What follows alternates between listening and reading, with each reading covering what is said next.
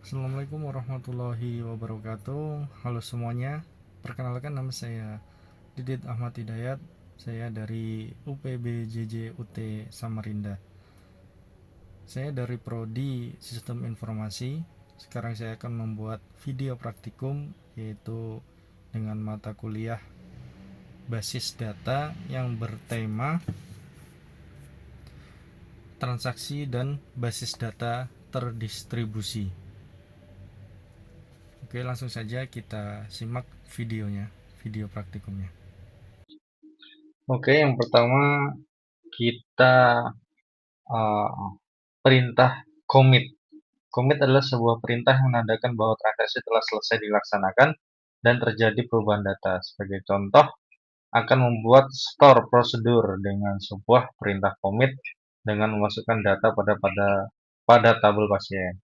Jadi pertama kita membuka rumah sakit, kemudian ke rutinis. Kita create new routine. Di sini kita coba tanpa ada perintah commit. Tinggal kita ketik. Kita coba transaksi 1. Parameternya kita drop. Tinggal sebagai parameter. Kemudian begin. Setelah itu start transaction.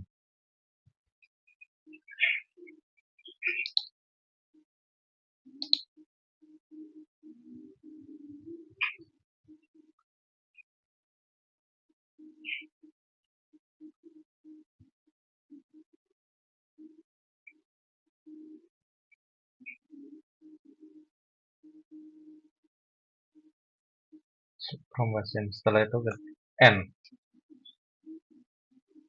Ini adalah perintah tanpa commit. Kita coba. Jadi begini berhasil, kemudian kita execute. Setelah itu kita ke rumah sakit. Kita ke SQL. Kita ketikkan poll transaksi 1.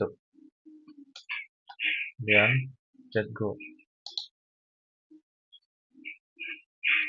Nah, kemudian di sini Tito sudah berada di sini. Tetapi karena tidak ada perintah commit, maka hasilnya tidak akan masuk ke dalam tabel pasien. Kita coba cek pasien. Nah, tidak ada nama Tito di sini. Jadi artinya apapun perintah yang disimpan pada sebuah transaksi, jika belum commit, maka data tidak akan masuk ke dalam tabel basis data. Supaya data tersebut masuk ke dalam tabel pasien, maka perintah dalam transaksi 1 harus dimodifikasi dengan menambahkan commit. Sebagai contoh, tadi kita balik ke tadi, memodifikasi edit.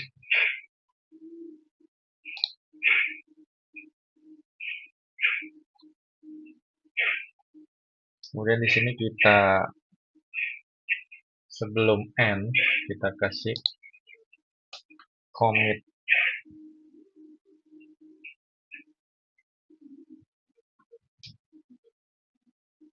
Kemudian kita go.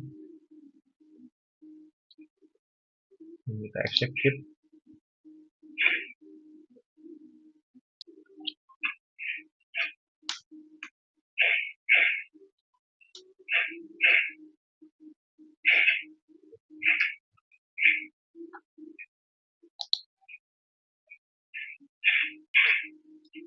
Kita coba di pasien.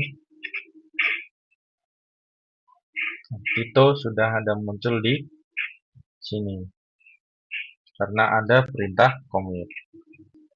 Oke, selanjutnya adalah perintah rollback. Jadi perintah rollback ini digunakan untuk menggugurkan perintah yang sedang berjalan. Hal tersebut berguna jika ada suatu hal yang tidak diinginkan terjadi pada sistem, namun perlu diingatkan bahwa pernyataan rollback akan berpengaruh jika perintah yang sedang berjalan belum komit. Misalnya Anda akan menjalankan perintah update pada data di tabel pasien dengan melakukan perubahan nama pasien Poppy menjadi Danar dengan ID pasien 3. Namun dengan pernyataan rollback, maka perubahan tersebut tidak terjadi. Jadi berikut contohnya, kita di sini create new routine. Kita di sini tulis transaksi 3, parameternya kita hilangkan. Kemudian ketik perintah tersebut sebagai contoh, pencet go, kita execute, kemudian di SQL kita klik call transaksi 3, go. Kita cek di pasien. Nah, maka tidak terjadi perubahan data karena telah dilakukan rollback. Namanya tetap menjadi Poppy. Jika ingin ada perubahan, maka transaksi 3 tersebut tidak memakai rollback. Ya, jadi untuk lebih jelas terkait dengan rollback, maka perhatikan kasus selanjutnya. Jadi misalnya akan dilakukan dengan perintah insert data baru pada tabel pasien dan pada ID pasien 3 akan dilakukan perubahan data update nama pasien menjadi Septin. Jadi Poppy kita update menjadi Septin. Namun setelah perintah insert dilakukan, perintah selanjutnya adalah rollback dan setelah itu dilakukan perubahan pada nama pasien menjadi Septin. Berikut studi kasusnya. Kita ke prosedur lagi. Oke, sekarang klik create new routine. Kita tulis sini transaksi 4. Kita drop. Kita membuat insert. Kemudian sini values.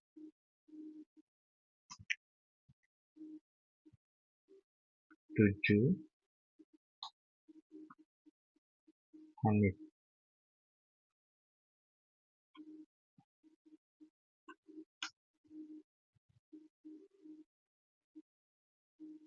Jalan tekan bawah nomor 22 1 koma.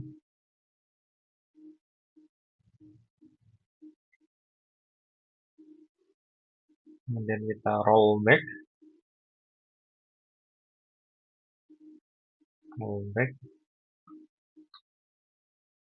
update pasien. Kita nyari di sini saja biar cepat.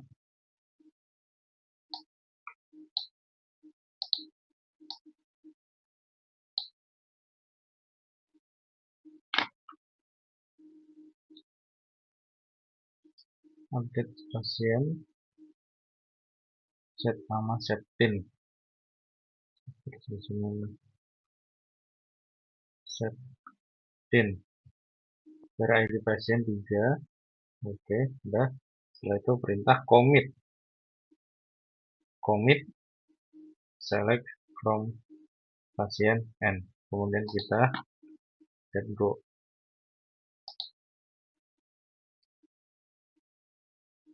Setelah itu kita execute. Kemudian SQL. Kita di sini tulis call transaksi 4. Go. Kita cek di tabel pasien.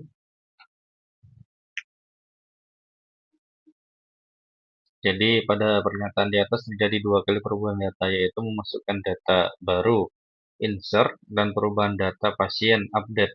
Namun setelah perintah insert pada pernyataan pertama dilanjutkan dengan perintah rollback, implementasi pada halaman PHP admin sebagai berikut.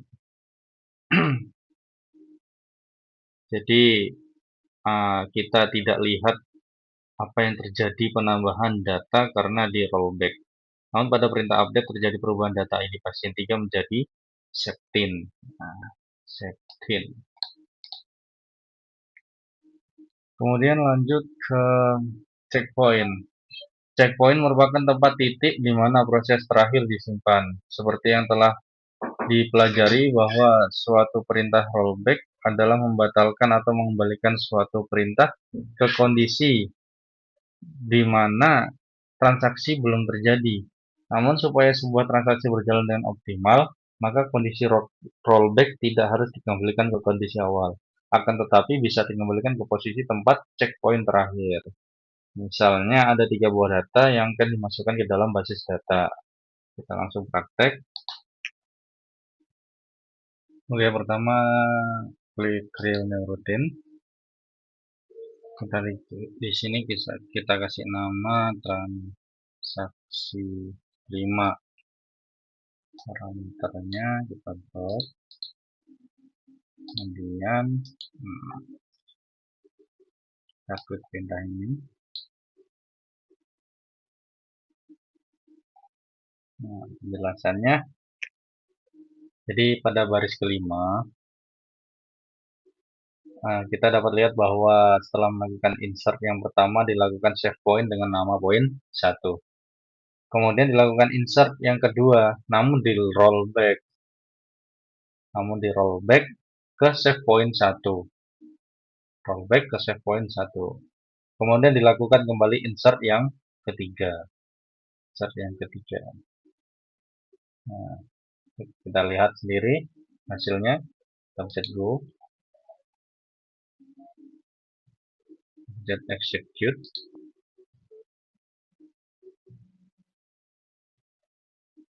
Oke, setelah itu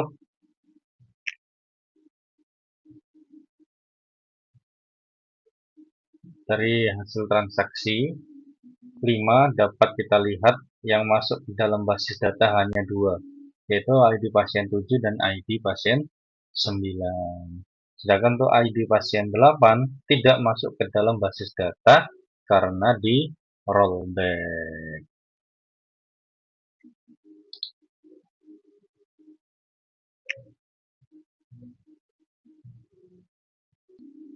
Oke, selanjutnya adalah perintah trigger. Nah, trigger merupakan sebuah perintah atau event yang dapat memicu perubahan sebuah basis data. Jadi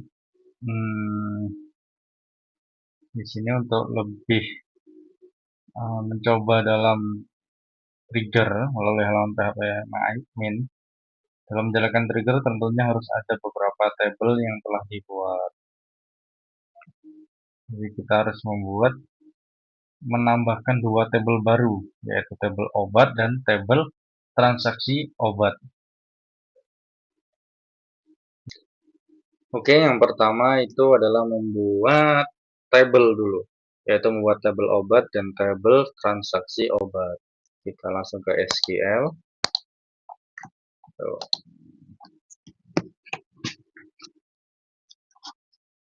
SQL. Setelah itu ketikkan komen seperti ini.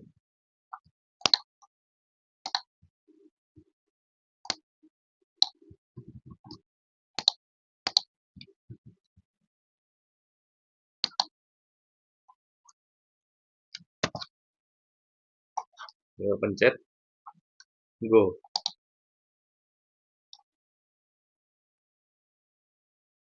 Kira itu tabel untuk obat dan transaksi obat sudah ada di sini. Setelah itu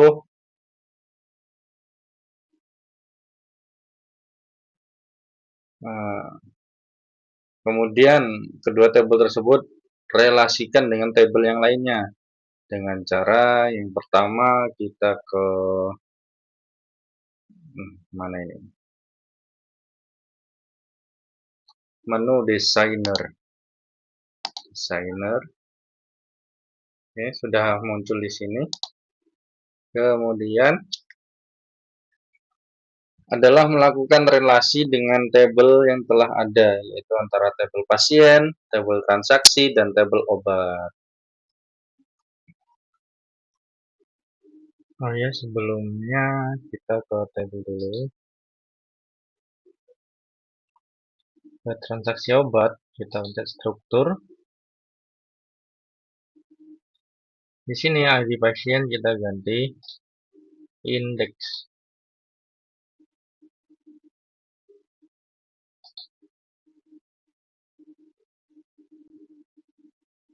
Sudah terganti indeks. Kemudian kembali lagi ke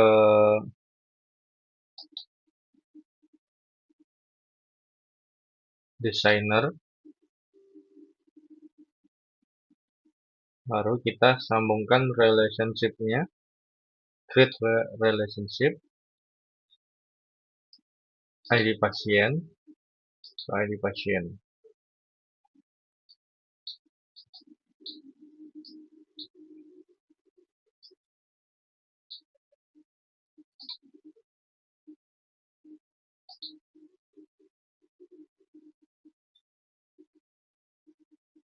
Setelah itu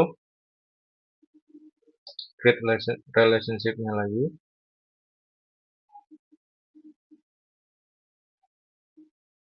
ID obat.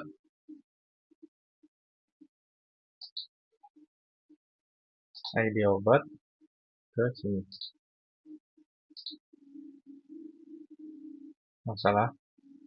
Berarti kita ke sini lagi. Ke table. Ke transaksi obat. ID obat kita ganti menjadi indeks. Setelah itu kembali lagi ke table. Ke designer.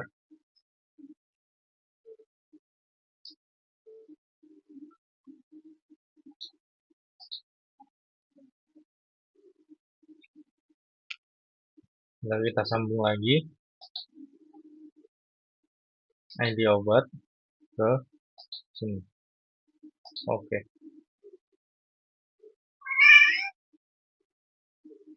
Sudah tersambung semua. Kita save dulu.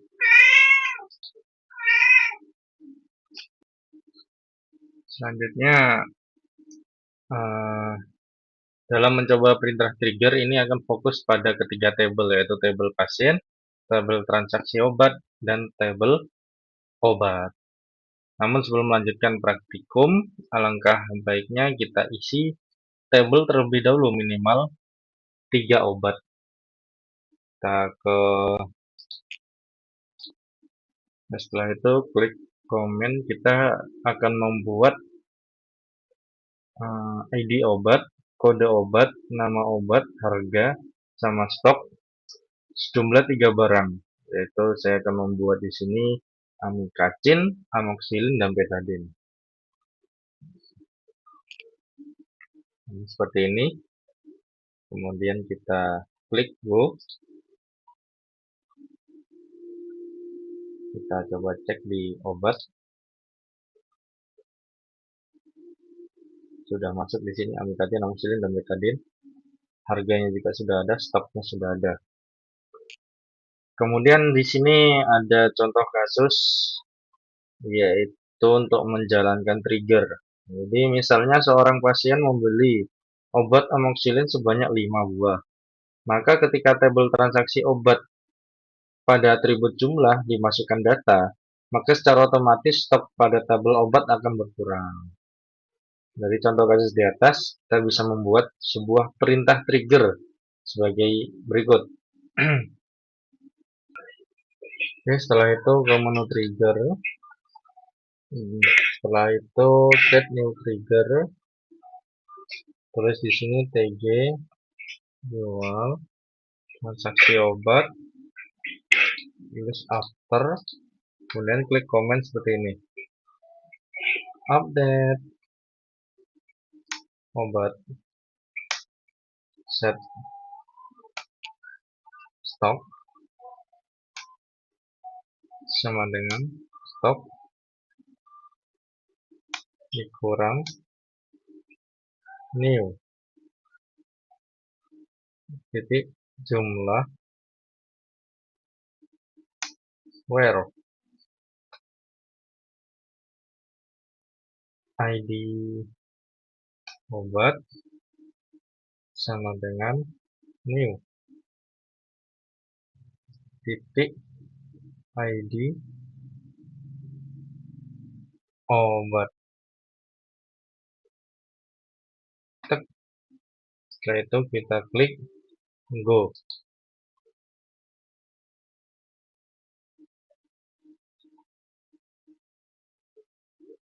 Nah, untuk mencoba menjalankan sebuah trigger, kita perhatikan terlebih dahulu tabel obat.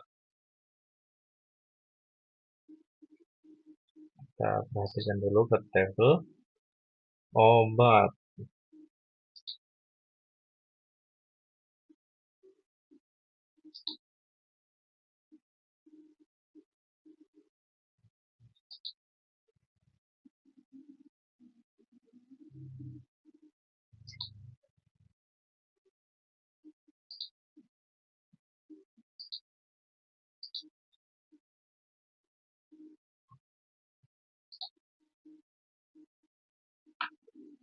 Tabel obat.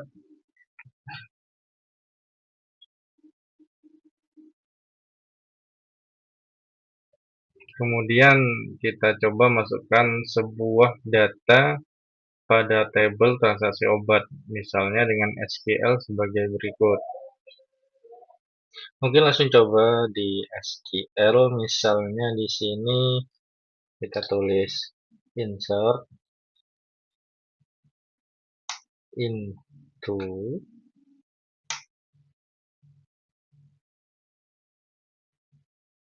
transaksi obat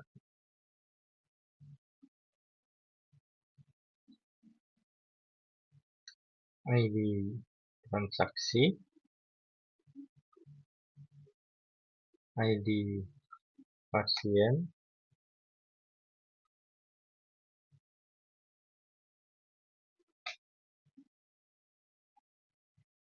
ID obat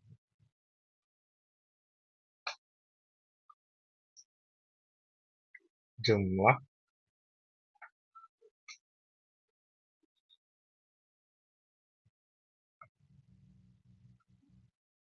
total harga.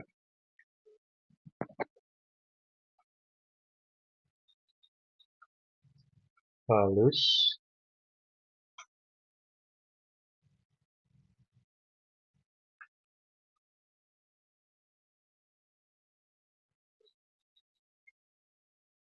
nol.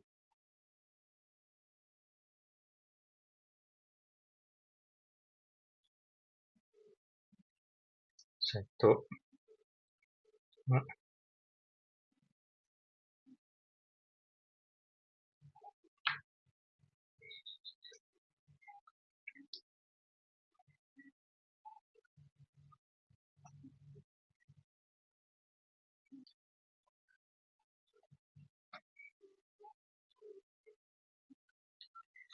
kita coba run,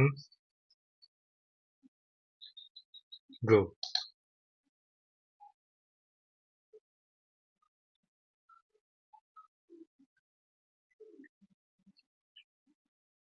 Setelah data berhasil dimasukkan, maka kita periksa kembali tabel obat. Maka kondisi tabel obat pada amoxicillin secara otomatis berkurang sebanyak jumlah yang dibeli pasien. Oke, kita coba lihat obat.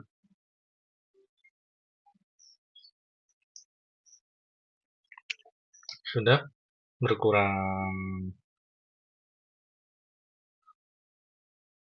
Jadi kesimpulan trigger adalah sebagai pemicu jika ada perubahan pada baris sebuah tabel di basis data. Perubahan bisa insert, update, atau delete. Silakan Anda mencoba trigger pada kasus lainnya. Cukup sekian dari saya. Apabila dari video praktikum saya ada salahnya, saya minta maaf yang sebesar-besarnya. Cukup sekian. Terima kasih. Wassalamualaikum warahmatullahi wabarakatuh.